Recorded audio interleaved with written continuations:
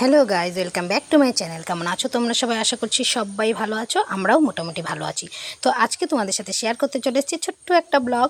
তো সেখানে হচ্ছে মা বাবা এসছে, সেটাই তোমাদের সাথে একটু শেয়ার করছি। তো খুব একটা তো ব্লগ এখন করা হয় না, ছোট ছোট ব্লগই করছি, কারণ সময় পাচ্ছি না, বিভিন্ন কাজে ব্যস্ত হয়ে পড়ছি। যাই হোক, তো বাবা মা এসছে বিকেলবেলাতে, সন্ধে হয়ে গেছে। তো মাকে বললাম তুমি একটু সন্ধেটা দাও, আর আমি এখন চলে যাব হচ্ছে বাবুর খাবার করতে। বাবা মাকে একটু চা করে দেবো, যেহেতু তারা এসছে। আর সন্ধেবেলা তো বয়স্ক মানুষ, বুঝতেই পারো, একটু চায়ের নেশা থাকেই, তাই না? আমি খাই বা না খাই, তাদেরকে একটু করে দেবো। আর বাবা মা বললো র চা করবি আমাদের জন্য, দুধ চা করবি না।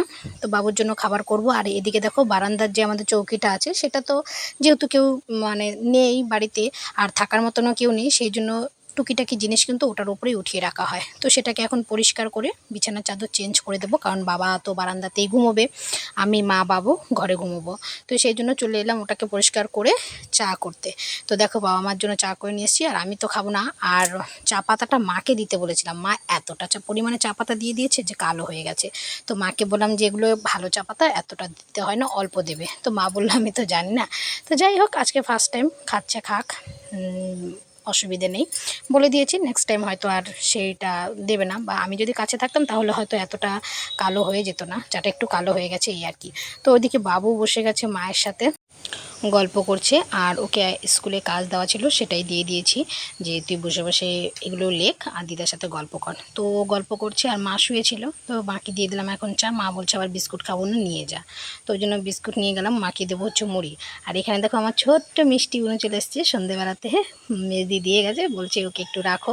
তো অ্যাকচুয়ালি বাচ্চা মানুষ তো এখন একটু বড় হয়েছে, এখন সবসময় শুয়েও তো থাকতে চায় না, তাই না? আবার ওদের ঘরের লোক যেমন খুবই কম, কারণ ওর মা আর হচ্ছে আমার মেজদি।